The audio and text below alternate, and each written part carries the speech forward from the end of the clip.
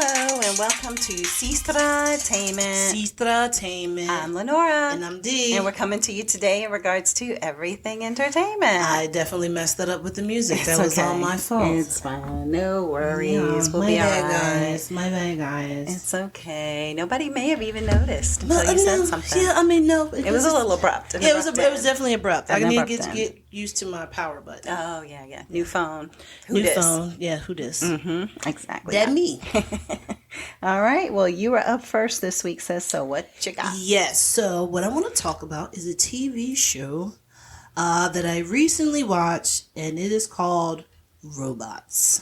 Oh, never heard of it. Okay, it's been out. It's out this year. It was actually I rented it on Prime. On Amazon when it was Prime Day. It was like $1.99. Oh, okay. So that's why I went ahead. I didn't realize that movies and stuff like that would be I didn't on Prime know too. either Okay. until I was finding something to watch, and I was like, "Oh, look, this is new," and let me go ahead and get this. So, just to give you some information about it, so Shailene Woodley is Elaine, and then we have Jack Whitehall as Charles, and then we have Paul Russ as Zach. Let me see who else. That's mainly the main people that you need to know. I don't think there's anybody else you really need to know. Okay. Everybody else is some people you've seen on things, but you don't really know them. Yeah, that's that person from that thing. Yeah, exactly. Mm-hmm. The fat kid from Stand By Me. Right. All right. So Charles is a womanizer. Okay. Elaine is a gold digger. Okay. Now, what happens is you can have. Well, actually, it's illegal to have robots of yourself. Okay. That is illegal. This is in the future, I yes, take it. it's sometime in the future. Okay. I mean, it looks like modern day. So Yeah. So what happens is they've seen it on TV. It's like this guy gets arrested. He's going to jail for life because he had a robot. Mm-hmm. And that's a robot twin. So now what does Charles and Elaine have? They have robots of themselves. Mm-hmm. So they're trying to keep it on the hush so they are never in the same place at the same time. It's like you walk into the apartment and then I'll turn around and I'll walk out. Okay. Yeah. And is it that it is realistic looking robot? Oh, yeah, no. It's two roles. It is your robot. It's of you. So what they do is they use the robots for dates, okay? Okay. But they use them opposite. So Charles, being a womanizer, his robot is super nice. Mm-hmm. He's a nice guy.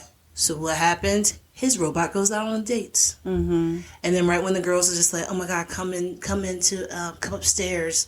He's like, oh no, let's wait till tomorrow. Then the robot goes home and is like, hey, Chuck, come on. Charles comes tomorrow. Yeah. You're going ahead. Wow.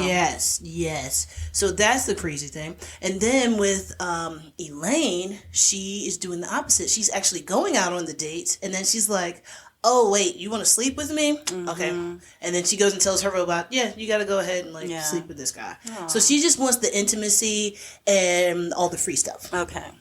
And she wants her robot to handle all the hard things. work. Exactly.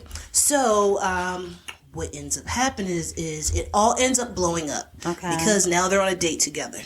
So now you have the robot and the robot and the real woman who are on a date together. And it's like the robot's buying Elaine things. Do they know each other? They don't know each other. Oh, I was thinking that they knew each other and they were like both running this game. Okay, no. They are scamming people, but they're doing it separately. And then they start and then there's like, oh man, like she's really attractive, blah blah blah blah blah. So from there it gets kind of weird. But like when I say it all blows up, it's a lot of things that happen. The robots end up falling in love.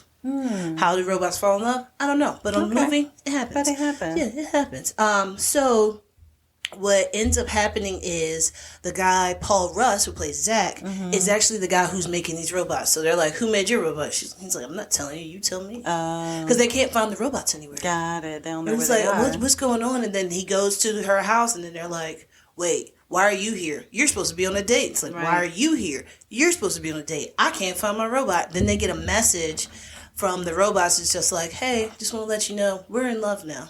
Yep. You'll never see us again. Do your own work. And then Mexico is a safe haven for all robots. So they moved to Mexico. So that's what they're trying to do. They're trying to go down to Mexico. Okay. Now, these are like the actual real people are now like running all around trying to figure out what these robots are because they don't know exactly. But then, I mean, the robots end up doing stuff crazy. They end up going to their job and like defecating on the floor. Oh goodness. Oh yeah. Or like why were they so angry? stealing stuff because it was more of the you're not letting us live our lives, you know. Gotcha. But it's like, but you don't have a life. You're a robot. You're a robot. You're not You're a supposed machine. to have a You're- life, but you have intelligence. Yeah. So therefore, you know you should have a life. Yeah, and then you have like you're so intelligent that you know what love is. Yeah. So yeah, that's the thing that happens. So you know the robots are falling in love.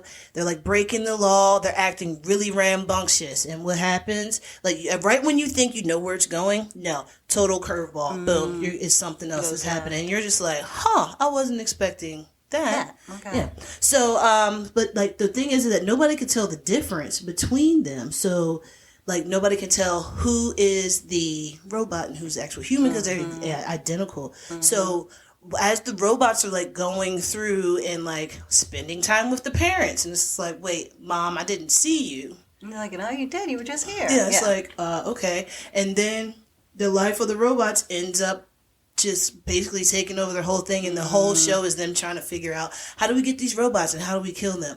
The funniest part of the trailer is when you look at it and they have one robot that's all wrapped up in plastic, taped up, and you see it hopping away because they're trying to kill it and bury it so it won't come back because it's like, no, we can't have these robots anymore. So I think that it's really cute. I think it's a cute little movie. Okay. But it is kind of, I don't know. It's kind of corny. It has some corny stuff in it, but I mean, it's cute. But I would say it's supposed to be a comedy. Yeah, it's a comedy. Okay, it's a comedy, and it is on what station again? This is out on Prime. Prime. So I rented it on Prime, so that's where you can rent it. But I would say Jack Whitehall is a great actor. I've only seen him act on one other thing, and then he did the show that I talked about before, Travels with My Father. Oh, okay. When him and his dad go to different countries, and he has like the little doll Winston and everything. So. But no, he does it really good. Shailene Woodley, she's always a really good actress. So in the end, it ends up being really good, and it could be a part 2. Oh, okay. Maybe. They kind of leave it hanging a little. Kind of leave it hanging a little bit, but yeah. Okay. All right, Well, there so you that's go. what I have. Robots, you can rent on Prime Video. So what do you have, ma'am? Well, I'm going to start with Hot Topics. Hey. Dun, dun, dun, dun. So, so Hot Topics, I have a few things to discuss. One is in regards to the legendary Tony Bennett passing away. Oh, I didn't even know that. Yeah, he passed away. See, that's what happens when you don't look at social media. When you don't look at social media or the news, or any of those things. The news is so depressing. he passed away on Friday. Oh. And he was 96 years old. Oh, okay. He had 70 albums, 19 Grammys. All of them, but 2 were after he reached 60. Huh. So it shows it's never too late. All but 2? Yep. Grammys? Yep. So he got most of his Grammys. I mean, you got to think 60 till 90. Yeah, I mean, that's 30 years. Yeah, 36 years 36 to get all of this. And, so he sung various songs. They kind of said that he was one of the last crooners that you had, when you think like Frank Sinatra, one of the Rat Pack kind of the Rat Pack kind of folks, Dean Martin, it's like all of me, why not say all of me? And he had, of course, his song "Left My Heart in San Francisco." He did have some songs that he sung with Lady Gaga, so you might. I do remember that when we talked about that. Yep, we did talk about how they did a show about him and him having dementia and Alzheimer's, and so therefore, he wasn't really remembering things. But then, as soon as you put the microphone in his hand and you started playing certain songs, it was like muscle memory. Yeah. Things would just come right back to him because even with Lady Gaga, you saw her and was like, huh. And then after a while, he'd been around her and they started singing together. He was like, Gaga, like remember when she came up on the stage, and she didn't know if he was going to remember him or not at all. And then he was like, Lady Gaga. She was like, it brought tears to her eyes. Yeah, she was about to cry. So rest in perfection to Tony Bennett. Absolutely. So wanted to share that. To a real one. Yeah, and then another topic I had was the Australian man and his dog His name is Tim Shaddock. I can't say it, Shaddock. And he was 51, and his dog Bella. They left La Paz, Mexico for a 3-month adventure to go over to the French Polynesian Islands in the Pacific Ocean. And a storm hit their catamaran, and they were stranded and stuck out in the ocean, in the Pacific, wiped out all electronics. He and his dog had to survive for 3 months by eating raw fish that he caught in the sea and drinking rainwater, because you can't drink the seawater because it's salty. Yeah. So he fortunately was prepared. So he did have a lot of, just safety and other types of things on his catamaran just for the 3-month adventure to get to the French Polynesian Islands. But they basically said that they were rescued by a Mexican tuna boat. And, he was like, hey, I've been through a very difficult ordeal. I was at sea. I really right now just need rest and food. After he was, rescued, they were going to take him back to Mexico because the boat was heading back out to Mexico. But 3 months. And they just said it was a true miracle that he and his dog. I'm looking at a picture of him, and he looks like Tom Hanks from Castaway. That's exactly what I was going to say, is that they literally said how you had Tom Hanks in Castaway with his dog, I can't even talk, Ball Wilson. He had his dog, and they said that's the only thing that kept him alive. His dog's name is Wilson. No, the dog's name is Bella. Okay. It's Bella. But that would be a good movie to do. Yeah, but that's exactly what they said, is that if he didn't have his dog, they said that he probably wouldn't have survived because he had to, have something to live for. Exactly. It's like, I'm out here in all this water and, but they did say that a helicopter that was looking for the fishing boat was the one that found him. Oh, so they were looking for the fishing boat. Nobody even knew he was missing because he was planning on this journey anyway, to go so far away. And they said that he had fishing gear, survival gear with him.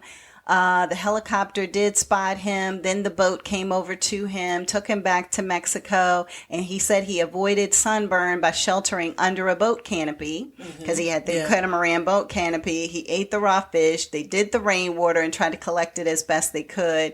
And he said that companionship that he had from his dog really helped, to save his life. I wonder how bad the water was for him. I mean, you're a small... I don't know. And the first starts with the storm that took all the electronics out in the first place. Yeah. So, and then you're just out on the open water. So that's... you really realize how small you are when you get out in the ocean and you see no land. It is nothing. You're like, ooh. And if you looked at it from super high up, like I've been on a plane and looked out and you see down you can see the ocean and how teeny tiny, like you can't even see people. But then when you think of like boats and they just look like they're a grain of rice. Yeah, exactly. So like that's how tiny everything is. So it does put things in perspective for sure.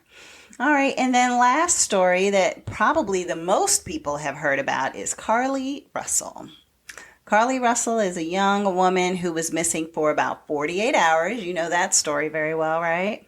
Yep. Mm-hmm. And so her parents said that, she went missing. She had called 911 saying that she saw a child on the side of the road. And so she was on a call with a family member. They heard her scream and then everything went dead. While she was on the phone with a 911 and family member overheard the conversation. She screamed, then nothing. Radio silence. So her parents said she showed up and she was not in a good state when she showed up at their home.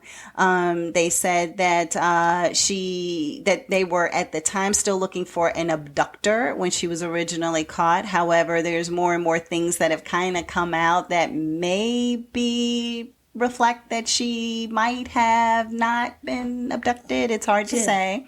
I don't want to speak too soon, but basically they said that she supposedly at the time they said her parents said this. So mind you, but when they originally found her, say from Thursday to Monday or Saturday, I can't remember which day it was that she was found.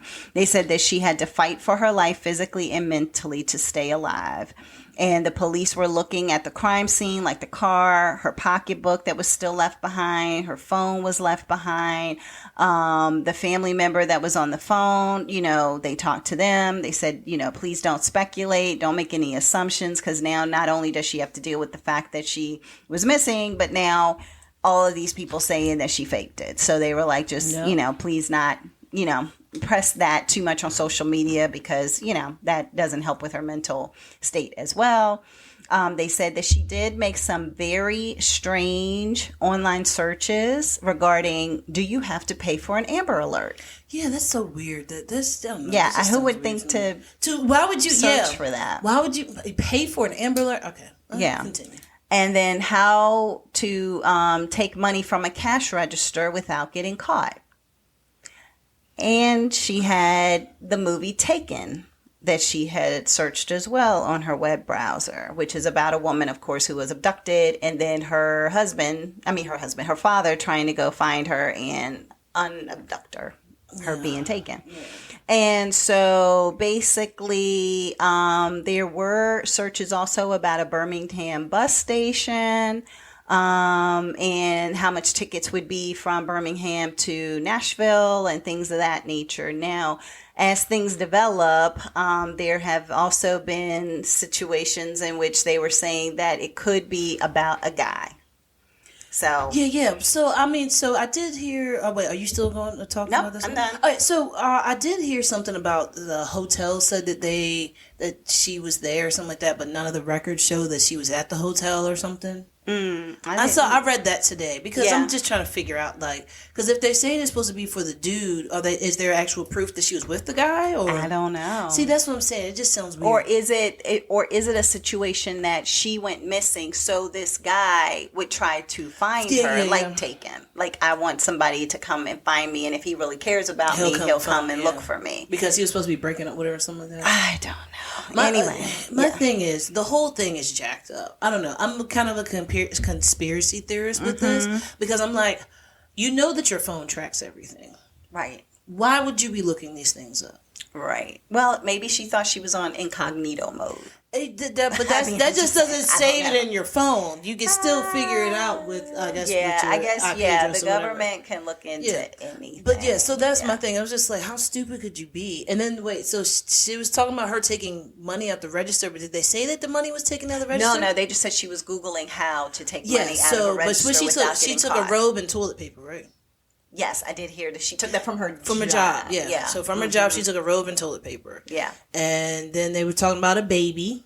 Yeah. It said something about, so she had called 911. She's driving down the highway. No, that's what I said. Yeah. And was looking for a baby. It was like, but nobody saw the baby. Yeah. And there was somebody in a truck who said that he saw her on the side of the road as he was passing by, but he didn't mention anything about seeing a child or anybody else who, potentially could have abducted her. And then everybody saw the grainy images of the car with the blinkers and pulling over to the side. And people are like, oh, I'm like straining my eyeballs trying to see what you can see. Kind of and scenario. then also they said something about there was another car. Somebody had saw another car pulled up in front of where Mercedes was or BMW was. Yeah, someone said they saw another car pulled up in front of it, and there's actually a picture of it. Pulled up in front of the car. So I don't know. The whole story just sounds a little weird to me. And then, but when she was talking about, because I did hear the press conference that the sheriff was talking about. Yeah. And what he said was that she had claimed that she was with the abductors or whatever, and she said that they had her doing different things, and they had told her to do something, and then she said she doesn't remember anything at all. And then when she gets to the house, she was complaining about a headache. So I wonder if they even checked her and see if she had anything on her head where she might have gotten hit. You know what I'm saying? But I don't know. I have no idea, because the other thing that just started coming out too was all these statements, memes, whatever, from people that were saying she never said she was taken. She never said that her family said it? No.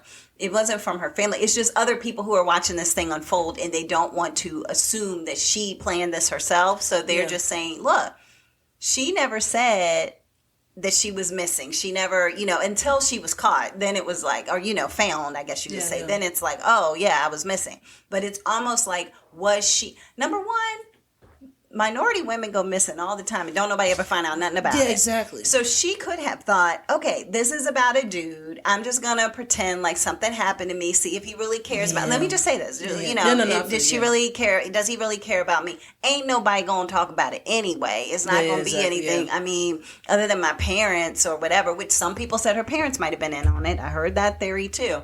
But anyway, because they had said that she had mentioned something to her parents, and her parents were trying to help her with answering some questions about some of the things that she even Google searched. So it was like, well, would that make sense to you? Like, oh, how do you help to rescue a child who's on the side of the road? That's what they said that her parents were answering for her as a question. So then when your daughter goes missing and she's saying that it was because a child was on the side of the road, do you just say, that's interesting. You were just asking me about that the other day, you know, kind of scenario. But anyway, I'm just wondering if she just said, okay, I'm going to do something stupid to just put it out there, see if he cares, and if he does, he'll come looking for me. If he doesn't, he won't, but it won't get any traction.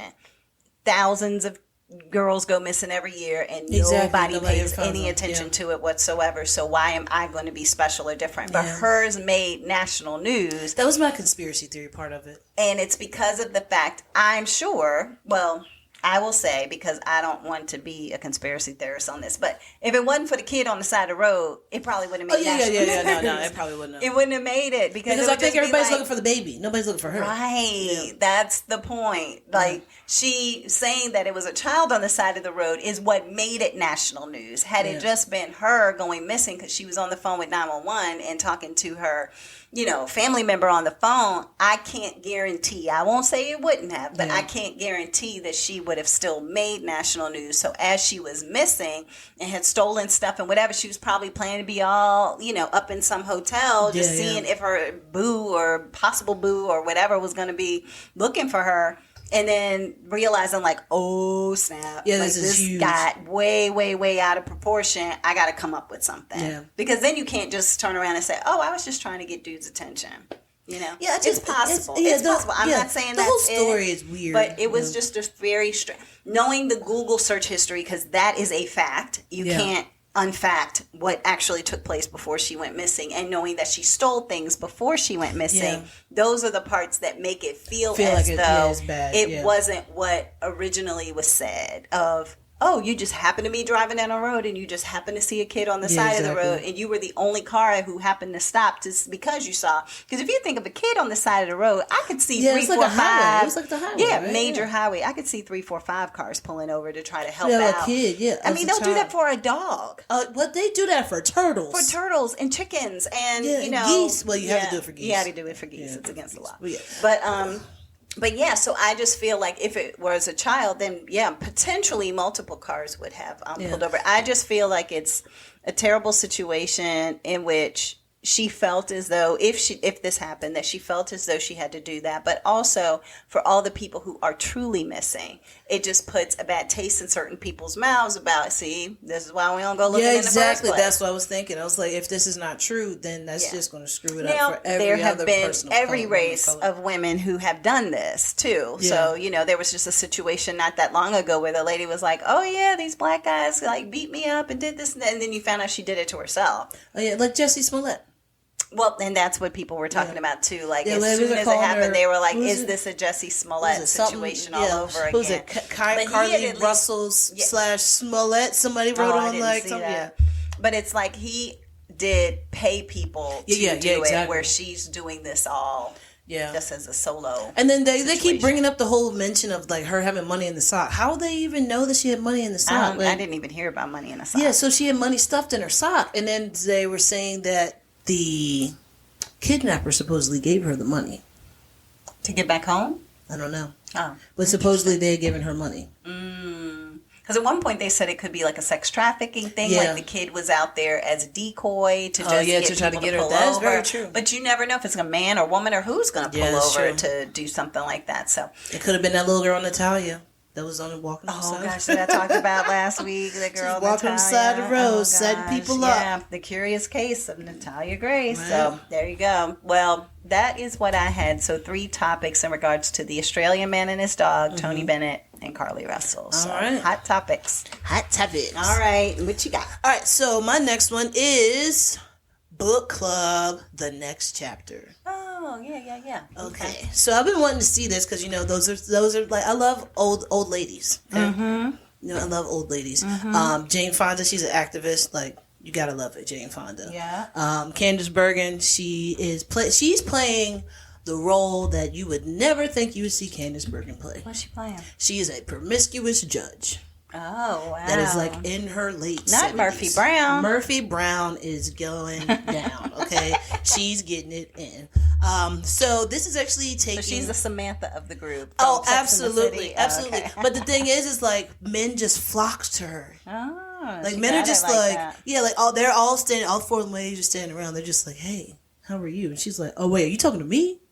Yeah. But yeah, so this is taking off from the original that came out in 2018. And with the one in 2018, it's all the same characters. You have Diane Keaton, you have Jane Fonda. So Diane Keaton's character name is Diane. Jane Fonda's character's name is Vivian. Candice Bergen's character's name is Sharon. And then you have Mary Steenburgen. Mm-hmm. Her name is Carol. Okay. You also still have Andy Garcia in it, Craig T. Nelson, Don Johnson. So you still have the men of it are still in it. So with this new one, Viv is getting married. Okay.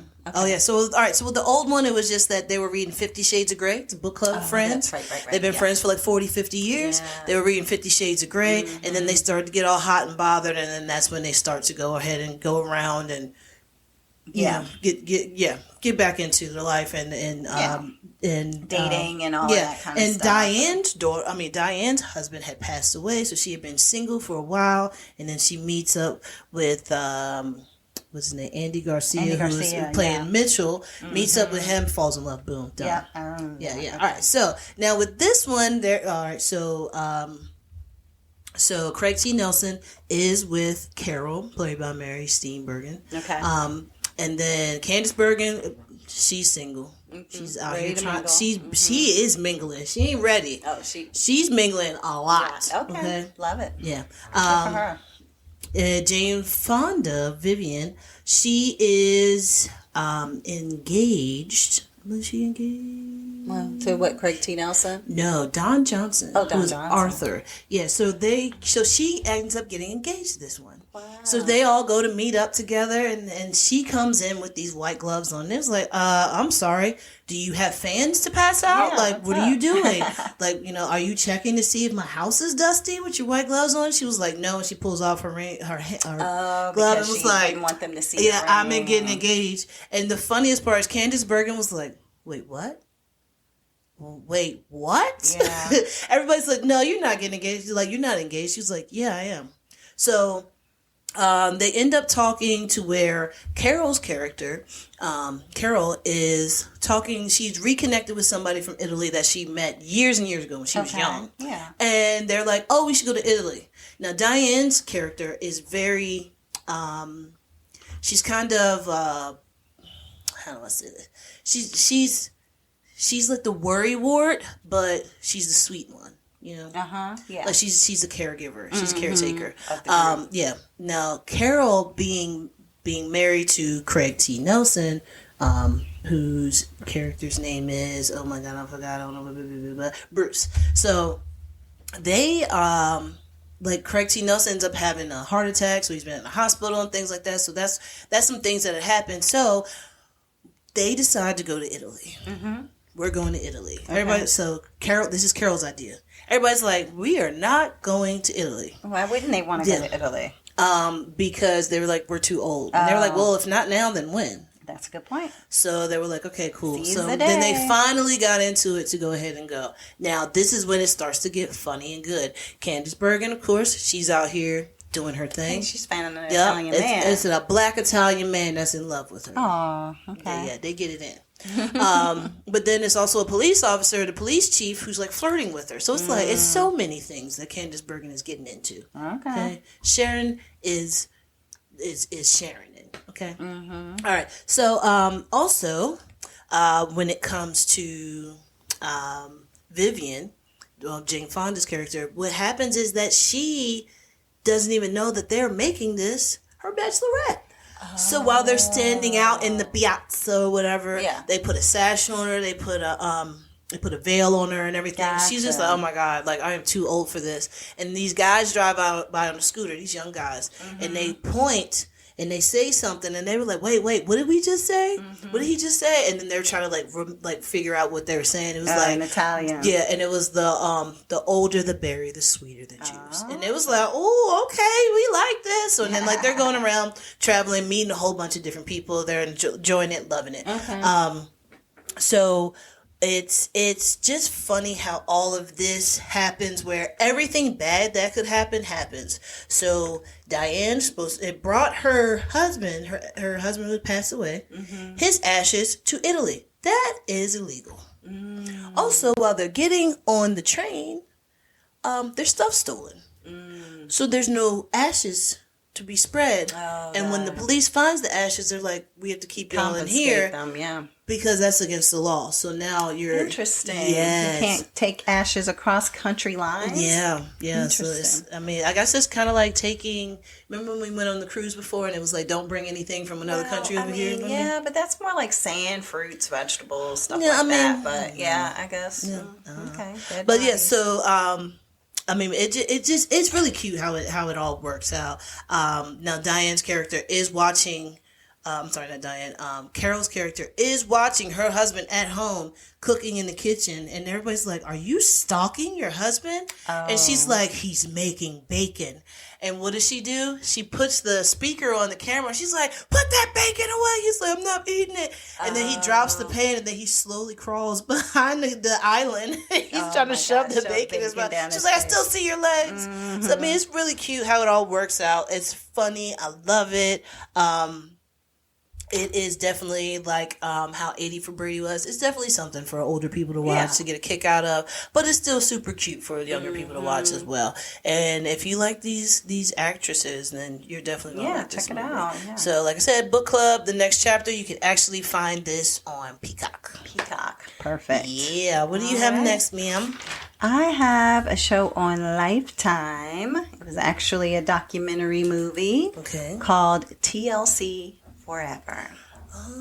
Yeah, so it's a brand new documentary for TLC because they've done different kinds of series or mini-series. They've had a bunch of other people, like Keke Palmer was playing, Chili or something. The girl, what's her name? The lip gloss girl. My lip glossy poppin'. Lil Mama, she played she was in there. Yeah. So basically it is documentary about the start of TLC all the way until current. So it talks to both Chili and T-Boz.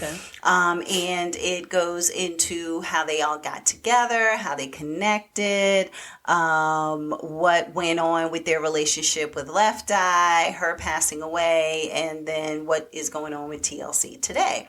So it talks about the early 90s and how LA and Babyface, had their pulse like on the Atlanta music scene. And so there was some people who kind of knew of them and then knew of LA and Babyface. And so what ended up happening is that they basically were like a form of hip hop and R&B, like BBD. So they said they wanted a female BBD type group. Poison.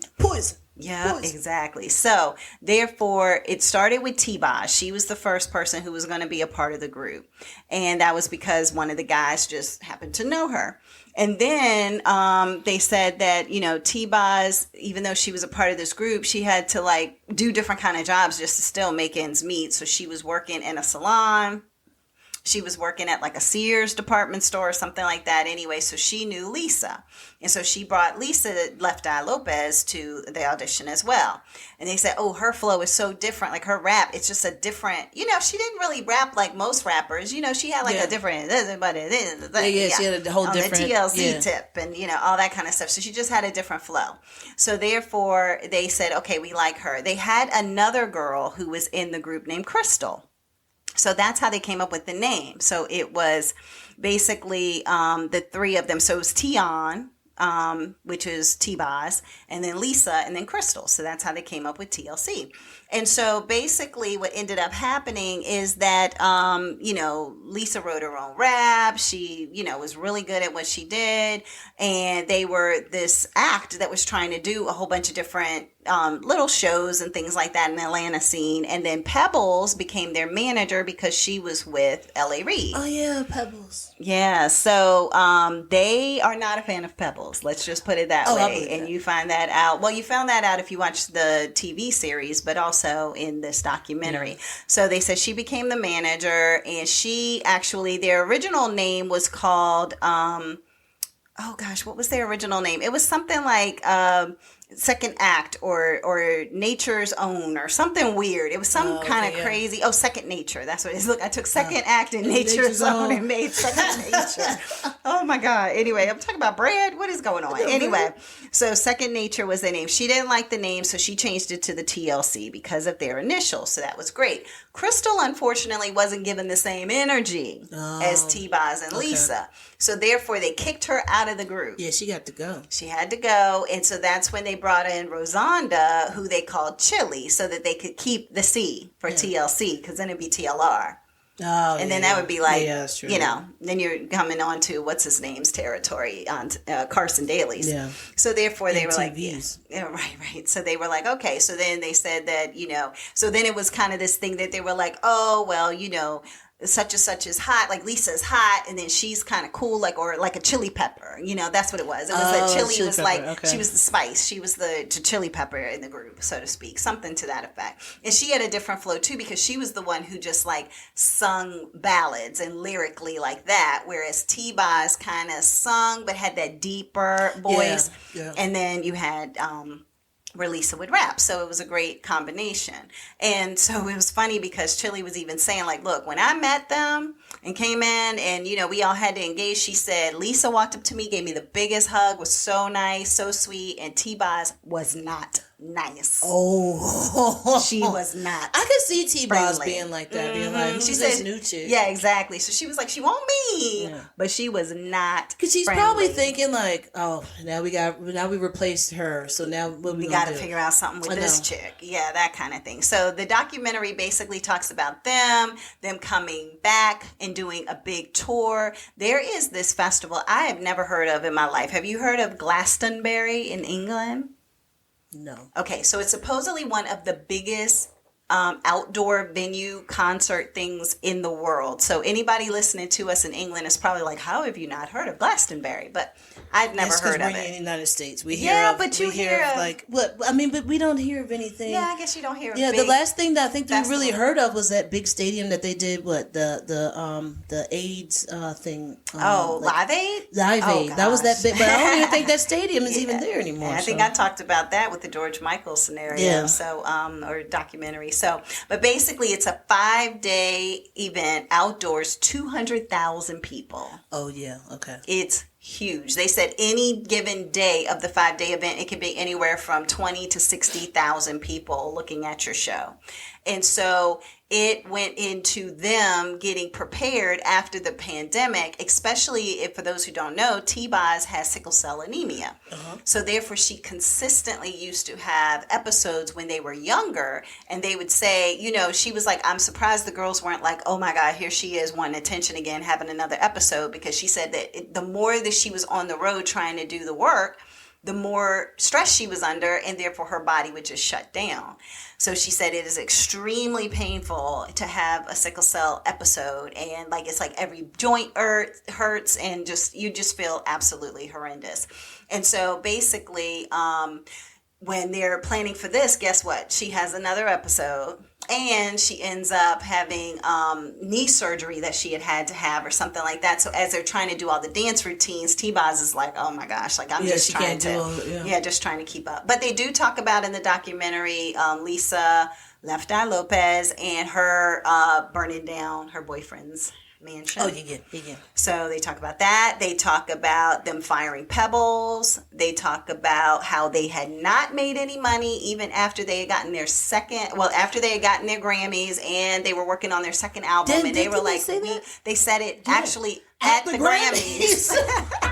Yeah, because they showed them, showing them, like they were looking at themselves having that conversation. And they were like, look, it just needed to be said. Look, both of them looked at each other. It was like, hey, look, I just want to say. Look, I just got to put this out there. We ain't got no money. We are broke. Y'all looking at us thinking we got all this and that and whatever. And we going platinum, broke. but we don't have no money. I can't even buy lunch. Right, exactly. And so they actually did this cute little thing in the documentary. It's like, okay, well, say you made $2 million and you got that with 3 different people, but then they did this much to advertise you, da-da-da-da-da. Then you got to pay for the flights and the hotels and whatever to go to da-da-da-da-da. And then you got this and then you got that. So by the time they worked it all out, that $2 million plus paying their manager and producing fees and this and that, whatever, it was like $30,000 a piece. Yeah. And they were like, but you're living a lifestyle like you actually have money because you're just so excited. Oh, I signed a contract. They're telling me I'm going to make it $2 million. But if it's split between the 3 of us, that's going to be great. Did they give them like houses and cars? Like sometimes when people get... They didn't talk about that. Okay, yeah, because you know how sometimes they will give them that stuff, but they don't realize that this is coming out of your own money that we just signed that contract for. Yeah, I didn't hear about them saying that in particular. But yeah, so they talked about... that. They talked about filing Chapter 11. Of course, I already said T-Boz's sickle cell anemia, Chili getting pregnant at 20 and then having an abortion and then getting pregnant again. She didn't even want to have the abortion, but she was like, it was so much pressure. And Pebbles was like, always like, y'all got to be good girls. Y'all can't be bad. Like, y'all da-da-da-da-da-da-da. So she said she was wearing all the baggy clothes, like, maybe I can hide it. Maybe I can hide it. And she was with Dallas Austin. So she was like, yep. So she was like, he's not going to be here for me. I can't do this by myself. So she had the abortion. And then a few years later, with Dallas Austin again, she got pregnant again. And she was like, I'm keeping it. I don't care. Pebble gone, I'm good. And she, has her son now. And she was just saying that was one of the most depressing times of her life, was her making that decision, because it wasn't, she always knew she wanted to be a mother. So she said it was really hard. So they had a lot of great topics. I mean, I'm just touching the surface with some of the things. Again, of course, they go into what happened with Left Eye when she passed away in Honduras with the car accident. So they go into that.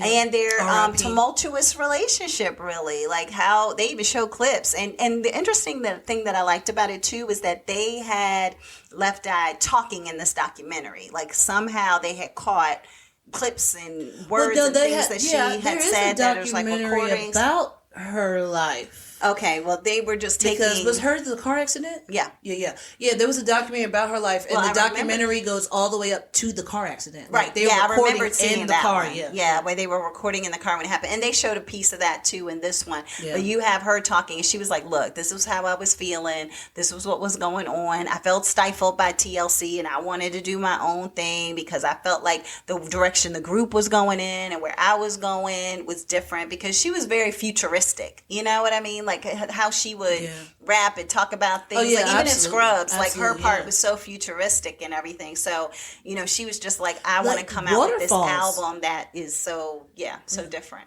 Waterfalls funny enough, is a deep song. People don't even realize the words to Waterfalls. I would say to definitely watch the documentary if you want to get a better understanding of the Waterfall song, because they really delve into Waterfalls, who came up with the theory for the video. How they, because it was like the whole water, and then they turn into water, so all that, and then they bounce. That was, exactly, and the bouncing dance, and also how T-Boz how Left Eye came up with the rap part that she did. That was just based on a crazy scenario of how she came up with, like, I seen a rainbow yesterday. Storms. So that whole thing, they talk about that. That part was really good. And they said that how nobody wanted to play it. Nobody wanted to play that song because they couldn't get it. Like, what do you mean don't go chasing waterfalls? Waterfalls are stationary. You can't go chase them. Like, what are you talking? So then they were like, and then as things started with the AIDS and all of this and everything was just going on, they were like, okay, we're getting it. So anyway, I'm not going to spoil that part. But so that is it. TLC Forever, and that is on Lifetime. I'm sure you could probably watch it on demand or something like that. Yep. All right. What you got? So I have, for my last one, Survival of the Thickest. Never heard of it. Okay. So you have not been on Netflix then, because this is my girl Michelle Buteau. I don't know how to pronounce her last name. And like her husband, his name is Gleetz or something like that. Her husband, he's from a different country or whatever. Okay. So I think this show is funny. All right, so yeah, it's Buteau, what's my that? Michelle Buteau, Buteau. Well, we just mess up the names like we know. I mean, always, yeah. But yeah, so she is a comedian. She is hilarious. Sometimes, like you'll see her a lot of times being like the backup person in a show. Like she'll be somebody's assistant, or she'll be somebody's best friend or whatever. So. This is actually her in a lead role. Okay. So just to go over the cast, so like I said, you have Michelle Buteau. She's playing Mavis Beaumont. Mavis. All right. You have Tony Bell, who plays Khalil, who is Mavis's best friend. You have, oh my God, his name is Luca on the show. His last name is Zotti. I'm not going to try to pronounce his first name. Gotcha. Then you have... Anissa Felix is India, and you have Tasha Smith as Marley. Okay. And Michelle Buteau's love interest at the beginning of the show is actually her fiance, Taylor Sele. Okay. And he plays Jacques. Okay. So basically what's happening with this is Mavis is a newly single black woman because she walked in on her man in the bedroom with somebody else. Oh. Like, she's on the phone. And this is a funny scene because you see her just running the house. Yeah, girl. No, I'm trying to. Blah, blah, blah. And then in the background, you see him pressing the girl up against, like, the wall. Up against the headboard. So you see her in the background. You see her go into the bathroom, and then you see her come back out, and then she goes off. Wow. Yeah. So basically, from there, she finds herself being a newly single woman. Right. She had based her whole life off of putting all her eggs in the basket of Jacques. Okay. Jacques was garbage. Okay. Jacques Gusto. Jacques. Yeah. So she is a stylist in New York. So she was trying to get into it. So you see her. Jacques is a photographer, and she's with these models and everything. So you see her actually come basically show what she can do. Okay. So there's a model that's standing there, the lady who is designing clothes, she was like, I don't like how this looks. Mm-hmm. And then the next thing you see is Mavis is on the floor, on her back, and was like, you grab that side, and then she takes the clothes and throws them up, and Jacques taking the pictures, and the lady loves it because it's now all flowy instead of it just hanging. Yeah. Lady loves it and wants to, go ahead and work with her. So, as she's getting that, she's like, oh my God, this is so amazing. Then she gets a call from a lady named Natalie. What was Natalie's last name? I can't remember. Oh, no, I'm sorry. Natasha. They don't say what her last name is on here. Anyway, but it's actually Garcelle. Was it Bovis? Oh, yeah. Garcelle. Mm-hmm. Yeah. The model. Yes. And the housewife. Yes. So it's actually her on there. Okay. Now, Mavis is getting this big job opportunity from Garcelle, whose name is Natasha on here. So she's just like, oh my God, girl, I love you so much. I remember when you was modeling when I was younger and I want to be like you, blah, blah, blah, blah, blah. And Natasha is not a nice person. She said, I asked for a stylist, not for Mickey Mouse. She called her Mickey Mouse because she had 2 puffs on her head that looked like Mickey Mouse ears. That's funny. But, they kind of break the ice here and there. She would not give her size. She wouldn't tell her anything. She was she was like, what size are you? She said 4. She said, oh, okay. All right, so we playing this game. That's terrible. I know, it's horrible. So from there, when she actually does style her,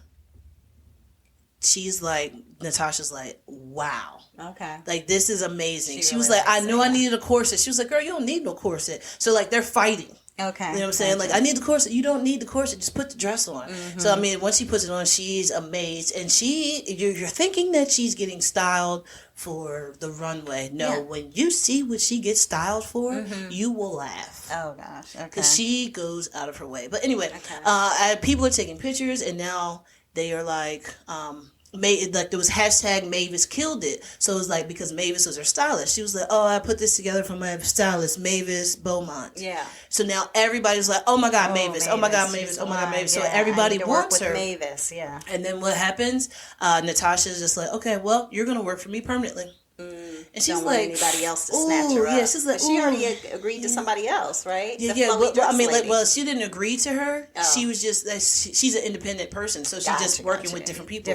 But Natasha was like, no, you're going to only work for me. You're my stylist, blah, blah, blah. And she's like, yeah, I don't know. As much as I like this, I don't like this for me. This is not the path I want to go down.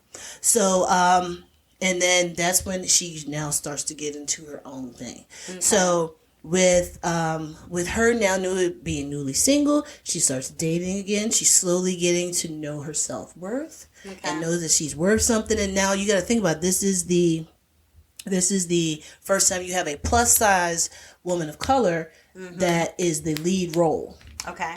And this is also a love interest on here. Yeah. So She talks about it in her interview. She was like, oh, yeah, Netflix gave me all that money so you could just see these tatas just swinging. Oh, wow. I'm like, oh, my God. So, yeah, but she's so funny about that.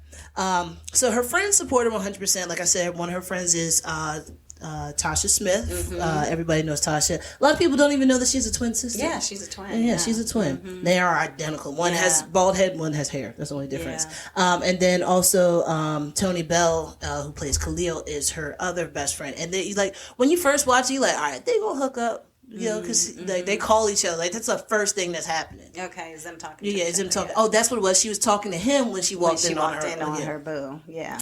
So, they're all best friends, and they all have, they're all Mavis's best friends, but they are not best friends. Okay, gotcha. You know what I'm saying? But then they slowly start to get to know each other. Okay. But then also while they're supporting her, they're 100% supporting her, but then also they're dealing with some of their stuff, and they're also finding themselves as well. Khalil was a player. He was a art person, so he would paint and stuff like that, and then be like, yeah, girl, let me show you my private stash, and then take the girl to his apartment or whatever. Okay.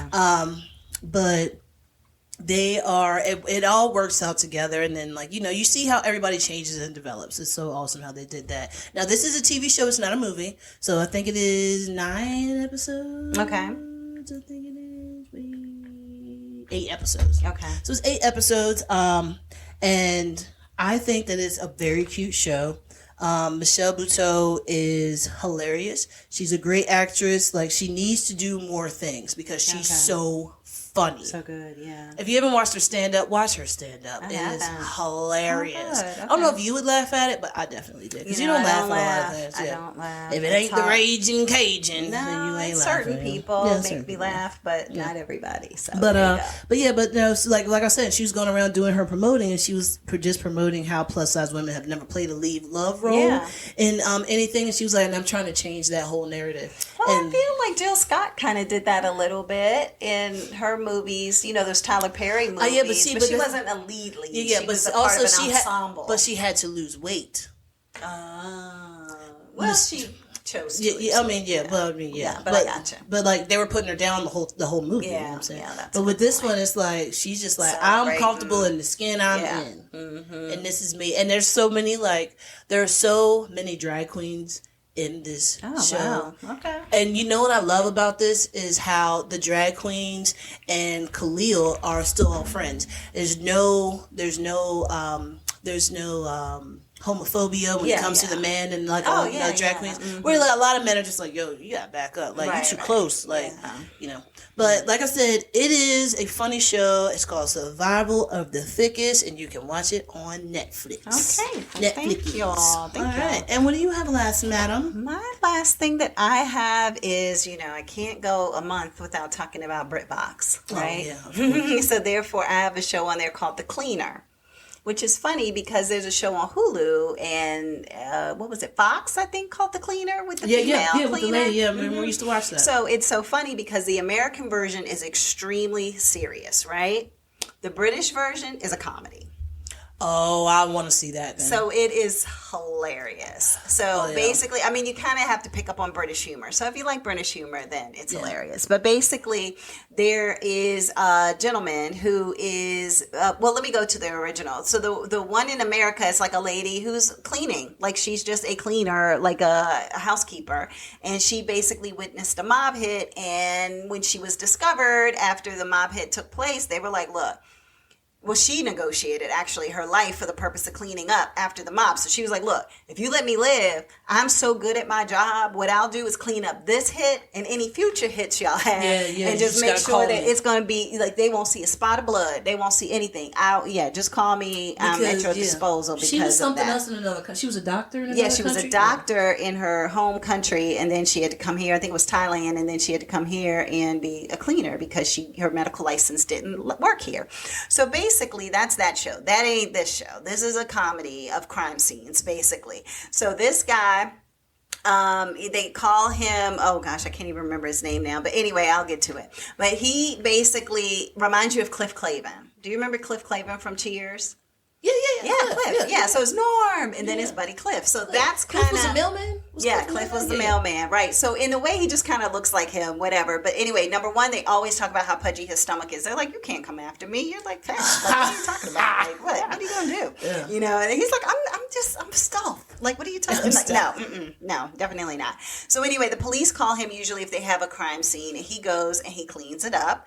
And so he deals with, I mean, when I tell you these crime scenes, they are like over the top. Oh, really? It's like murders? Like you go into the first crime scene, and it's like, he was like, how did it get on the ceiling? Oh, yeah. And it's on the curtains, and it's on the wall, and it's on the floor, and it's behind the refrigerator. I mean, like, it's like weird stuff, you know? And he's just like, what in the world? He's like, it doesn't bother me, but it's disgusting, you know? Yeah, it was like, how? Exactly. How does this happen? And so the first one was a wife who stabbed her husband 38 times. That's why blood was everywhere. Okay. And then you're like, oh, did she actually do it though? Right? So you're like, did she do it? Did she not do it?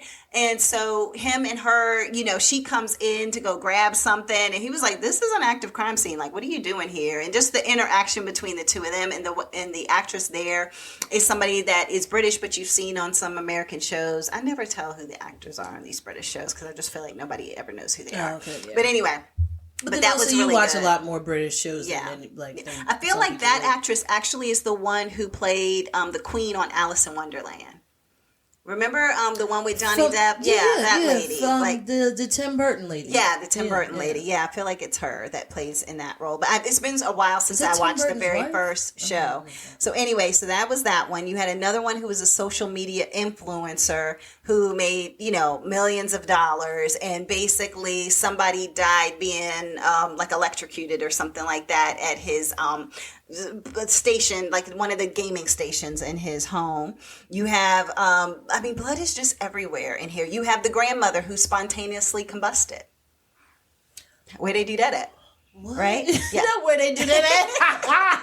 Like, what is going on? And so it's a funny take on murder, basically. Well, murder or death or whatever. But he'll come in, and sometimes it's like, oh, this guy fell down the stairs and he landed here, and he's catching things the police don't catch. So he's like, well, the blood splatter is like in a very awkward place for what you just said happened to happen. And so there are instances in which he actually catches and finds the bad guy. And the cops are not even paying attention. They just didn't even because put they're the pudgy clues together. Because I don't know that he's pudgy. And then you just have all these scenarios. You had another murder that happened, and it was this husband and wife who were, I don't know, I guess they were husband and wife. They were very strange, very strange. They're standing outside watching all of the police and him come in to clean it up. But then they're like, oh, we left something behind. Oh, we left the head behind. We have to go back and get the head. So then they're trying to go back and get the head while, you know, like the crime scene people are there trying to clean it up. And like, it's just a mess. It's a mess. So anyway, sounds like it. It's really funny. It's really cute. There's a whole lot of Line of Duty references on there. Oh, really? It is so many. Like, if you've ever watched Line of Duty and then watched Jesus, Mary and the wee baby. We're going to pick up on that. You know, it's so funny. And then, you know, and then they go into his life and what's going on with him, and you know, it's really just a cute and fun show. So that's what I have. It's called The Cleaner. It's on BritBox if anybody wants to watch it. It is kind of funny, and I still never came up with his name. It's like Stiffy or Swiffy or Whiffy or something like that. It's like based on his last name that everybody calls him, and I probably should look it up. Hold on. I'm going to look it up just so that I can make sure that what is it called? I just said, The Cleaner. That's right. Cleaner. cleaner British version. Yeah, so it's it's definitely called a sitcom, and his name is Wiki. That's How many it. episodes Wiki are on Wixty. this? There's 2 seasons. The second season actually just came out, and each one is like a good number of episodes, Okay, like 6. Good. Okay, good. Yeah. That's pretty good for British. Yeah, usually it's like 3. 3 to 4. Yeah, So that's pretty good. So so I've already watched both seasons. Each episode is a good amount of time. So there you go. But all right, everyone, that is it for this week's episode of Sestra-Tainment. Everybody have a wonderful rest of your day and week. Yeah. Bye. Bye.